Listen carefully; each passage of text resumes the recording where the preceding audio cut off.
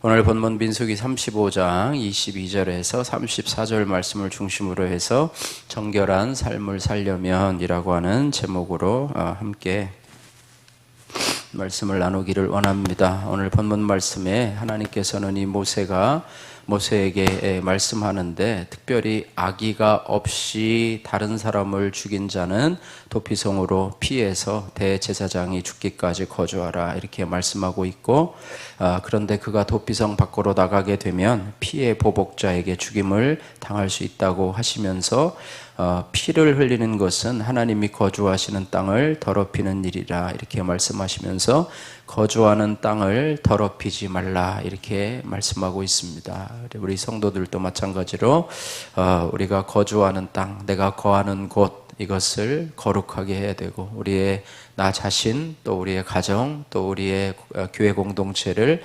더럽히지만은, 내가 더럽힌다고 얼마나 될까 생각하지만, 우리 자신의 경건이, 또 우리 가정과 또 우리 교회의, 또 이 나라와 민족의 그런 정결함을 유지할 수 있다라고 하는 사실을 기억하면서 오늘 말씀에서 우리가 정결한 삶을 살려면 이라는 제목으로 같이 말씀을 묵상하기를 원합니다. 정결한 삶을 살려면 첫 번째로 내 죄를 가지고 날마다 도피성 되신 예수님께로 피해야 합니다. 오늘 22절에서 25절 말씀인데요. 예수님은요, 도피성 되신 예수님이십니다. 하나님께서 레위인에게 48성읍을 주라고 말씀하시면서 그 중에 요단강 동편의 3개의 도피성, 또 요단강 서편 가나안 땅에 도피성 3개를 두라고 말씀하고 있는데, 22절에서 25절 말씀에 보니까 악의 없이 해한 자들, 22절 보니까 악의가 없이 우연히 사람을 밀치거나 기회를 엿봄 없이 무엇을 던지거나, 또 23절에 보지 못하고 사람을 죽일 만한 돌을 던져서 죽였을 때에 이는 악의도 없고 헤아려 한 것도 아닌즉, 이렇게 말씀하시면서 25절에 피를 보복하는 자의 손에서 살인자를 건져내어 그가 피하였던 도피성으로 돌려보낼 것이요, 그는 거룩한 기름 부음을 받은 대제사장이 죽기까지 거기 거하게 할 것이라, 이렇게 말씀을 하고 있습니다. 어쨌든 악의가 있든 고의로 하든지 간에 살인자라고 하는 것은 어쩔 수가 없어요. 어쨌든 자기가 고의로 했든지 아니면 실수로 했든지 간에 사람을 죽인 것은 사실이기 때문에 그렇습니다. 그래서 살인죄는 구약성경의 율법의 사형에 해당하지만, 하나님께서 특별히 고의가 없는 경우에 피해 보복으로부터 그를 지켜서 생명을 보존하게 하시는 것이 바로 도피성 제도라고 하는 것입니다. 그래서 신약 성경으로 얘기하면은요, 우리가 마음으로 형제를 미워하면 살인한 것이라, 이렇게 말씀하고 있어요. 말로, 또 생각으로, 또 마음으로, 미움으로 또 형제를 미워하는 것, 그것이 바로 살인하는 죄이고 또 심판에 거하게 된다라고 말씀을 하고 있습니다. 그래서 우리의 죄도 이 구약의 이 살인죄와 마찬가지로 우리의 죄를 따지면 율법의 죽음을 면할 수 없는 그런 것이지만, 하나님께서 하나님의 사랑으로 나를 도피성 되신 예수님께로 피할 수 있는 그런 은혜를 더하여 주신다고 하는 것입니다. 그래서 우리도 날마다 내가 마음속으로 미워하고 정죄하고 판단하고 그런 수없이 죽이고 하는 그런 이 살인죄를 범하는 것조차도 우리가 날마다 도피성 되신 예수님께로 나가서 우리가 정결함으로 또 나가야 될 줄로 믿습니다. 두 번째로 정결한 삶을 살려면 나의 불순종으로 도피성 밖에 나간 사실을 돌이키고 회개해야 합니다. 26절에서 30절 말씀은요, 그렇게 부지중에 살인한 자가 도피성으로 가게 되어서 이제 제사장이 죽을 때까지 그곳에 거해야 되는데, 그렇지 못하고 중간에 도피성을 빠져나가는 경우를 말씀해 주고 있습니다. 그래서 26절에서부터 16절에서부터 28절까지 같이 한번 읽겠습니다. 그러나 살인자가 어느 때든지 그 피하였던 도피성 지경 밖에 나가면 피를 보복하는 자가 도피성 지경 밖에서 그 살인자를 만나 죽일지라도 피 흘린 죄가 없나니. 예, 거기까지만 읽겠습니다. 예, 그래서 그것을 무시하고 그 율법을 무시하고 도피성은 어떻게 보면 자신을 보호해줄 보호막이라고 볼 수가 있겠죠. 그런데 보호막을 그곳에서 제사장이 죽기까지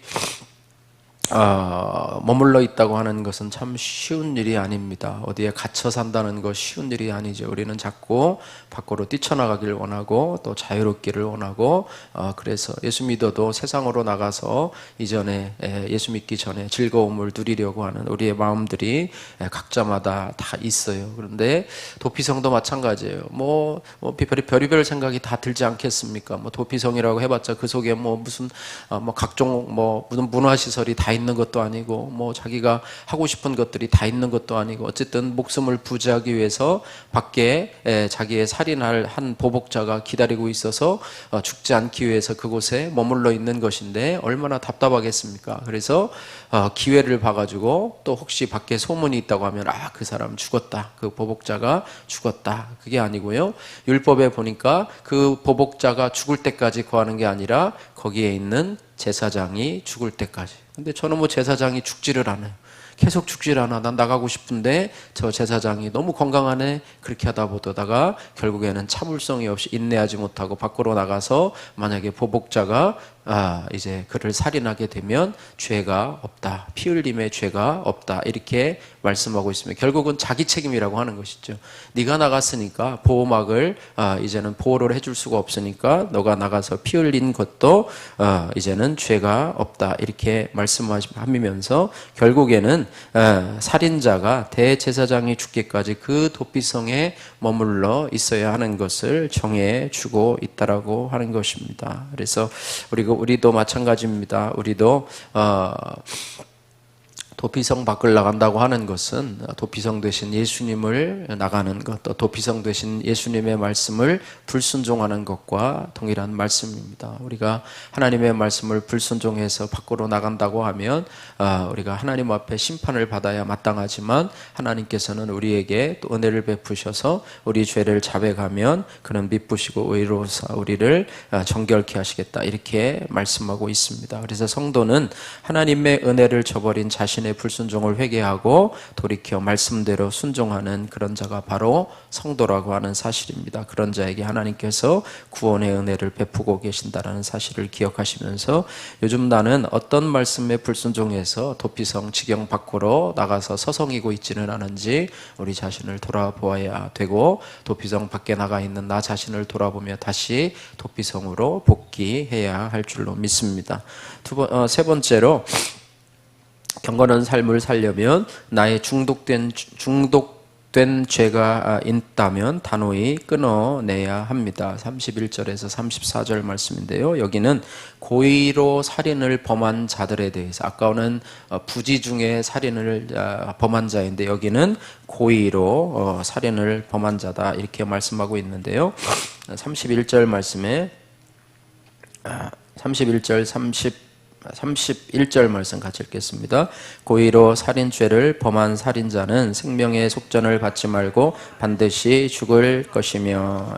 고의로 살인한 자, 악의를 가지고 치밀하게 계획을 세워서 살인한 자, 이런 자들은 생명의 속전도 받지 말고 반드시 죽이라, 이렇게 명하고 있습니다. 이것은 죄의 속성에 대해서 말합니다. 하나님이 왜 이렇게 자비를 베풀지 않냐, 살인자도 좀 살려주면 되지 않냐, 이렇게 생각을 할 수 있지만, 이것은 하나님은 죄에 대해서는 결단코 자비가 없으신 하나님이십니다. 하나님은 죄가 없으신 하나님이고 죄에 대해서는 자비가 없으신 하나님이에요. 그래서 우리도 마찬가지로 죄를 너무 쉽게 여기고, 죄를 쉽게 범하고 회개하면 되지, 하나님 앞에 회개하면 되지, 그렇게 생각한다고 한다면 큰 오산이라고 하는 거예요. 그래서 죄를 우리가 단호하게 처리하고 다스리지 않으면 그 죄가 우리 삶 전체를 잠식해 버릴 수 있다는 것, 이것이 죄의 속성이라고 하는 사실을 우리가 기억해야 합니다. 그래서 그렇습니다. 암세포도 마찬가지인데요. 여러분 오늘 기도할 때 우리 오늘 또 우리 저희 큰 누님께서 오늘 위암 수술 3기라고 그래요. 그동안 했는데 3기 오늘 12시에 수술을 받는데 여러분 수술 잘 될 수 있도록 위해서 기도해 주시기를 바라고요. 암세포 하나가 자라면 초기에 떼버려야 되는데 그것을 자라게 내버려둬서 1기, 2기, 3기, 4기까지 가면 다른 장기에 퍼져서 더 이상 손을 쓸 수 없을 상태까지 되는데 어쨌든 수술할 수 있는 상태니까 어쨌든 감사하긴 한데요. 하나님 앞에서 우리 죄도 마찬가지라고 하는 거예요. 여러분 죄를 너무 쉽게 보지 말고 뭐 맨날 뭐 죄를 회개하라, 죄 어쩌고 저쩌고 얘기하는데 그것이 아니라 우리에게 있는 그런 우리 안에 깊숙이 잠식해 있는 죄들, 특별히 오염된 중독의 죄가 있다면 우리가 끊어내야 되고 하나님 안에서 끊어내야 된다, 이렇게 우리가 기억을 해야 되겠습니다. 돈에 대한 중독, 또 돈 있는 주식에 대한 중독, 게임에 대한 중독, 음란에 대한 중독, 자녀 집착에 대한 중독, 성령에 대한 중독, 또 약물 중독, 이런 것들이 각종 중독들이 너무나 많이 만연하는 그런 세상 가운데 살아가고 있습니다. 크리스찬도 예외가 아닙니다. 그렇습니다. 그래서 이런 죄를 끊을 수 있도록 여러분이 기도 제목을 삼고 하나님 앞에 믿음으로 고백하시기를 주님의 이름으로 축복합니다. 나의 피난처 예수라고 하는 정택함님의 큐티인 간증입니다. 저는 교회를 오래 다니며 성가대를 비롯해서 여러 봉사를 했지만 속으론 다른 사람들을 비판하며 정죄하기 일쑤였습니다. 그렇게 정작 내 안에 있는 죄는 보지 못하고 상처와 열등감을 숨긴 채 살다가 직장 생활을 하면서 저의 실체가 조금씩 드러났습니다. 초등학교 교사인 저는 15년 전 한 학생을 때려서 합의금을 물고 학교 조치 사항으로 장애인 기관에서 몇 개월 동안 봉사를 했습니다. 하지만 그 뒤에도 저는 제 잘못을 깨닫지 못해 학생들에게 혈기와 분노를 내뿜었습니다. 그래서 이듬해에는 6학년 여학생들로부터 왕따를 당하며 교실 붕괴 사건을 겪기도 했습니다. 그러다 저는 도피성과 같은 교회 공동체로 인도가 되었습니다. 처음에는 성도들이 말씀 앞에서 각자 자신의 수치스러운 죄와 고난을 나누는 모습이 너무나 생소하게 느껴졌습니다. 그러나 한편으로는 제가 그동안 얼마나 내 모습을 감추고 포장하며 살아왔는지 깨달아져서 부끄러웠습니다. 이후 저는 말씀으로 양육을 받으며 내 안에 가득한 혈기와 음란과 인정 중독을 보게 되었습니다. 그리고 툭하면 남 탓을 하고 제자들 탓을 하던 제가 바로 주위 사람들을 힘들게 한 죄인이라고 하는 것을 인정하게 되었습니다. 하나님은 악의 없이 살인한 자를 도피성으로 피신시켜 대제사장이 죽은 후에 고향으로 돌아갈 수 있도록 구원의 피난길을 열어주십니다. 마음속으로 수없이 다른 사람을 살인한 저 같은 죄인도 참 대제사장 예수의 피로 씻어주시고 저의 죄를 솔직히 고백할 수 있는 도피성 같은 공동체를 통해 구원의 길로 인도해 주시니 너무나 감사합니다. 저는 여전히 게임을 절제하지 못하고 음란물을 볼 때가 있는 죄인입니다. 이제는 남의 허물을 보고 정죄하기 전에 이런 저의 죄를 보고 회개하겠습니다. 또한 말썽 부리는 학생들을 보며 혈기가 올라올 때마다 과거 저의 부끄러운 죄를 떠올리며 회개하고 참겠습니다. 나의 피난처와 도피성 되어주신 예수님 감사합니다. 적용하기: 매일 아침 출근해서 학생들을 위해 3분간 기도한 뒤 일과를 시작하겠습니다.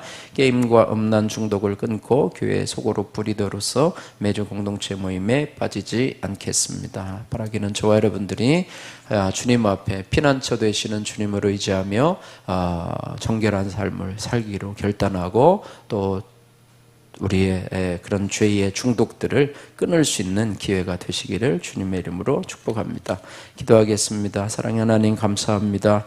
일상에서 우리가 믿음 없이 내뱉고 행하는 모든 것이 저의 죄악된 모습임을 하나님 앞에 고백하오니 불쌍히 여겨 주옵시고 말씀에 불순종하는 것이 도피성 지경 밖으로 나가는 것임을 알고 늘 말씀의 인도를 받아서 믿음으로 순종하는 삶을 살게 하여 주옵소서. 특별히 하나님을 더 가까이 하고 또 하나님을 더 사랑해서 나에게 있는 죄와 중독의 문제를 단호히 끊어낼 수 있는 결단력을 더하여 주옵소서. 예수님 거룩하신 이름으로 기도드립니다. 아멘.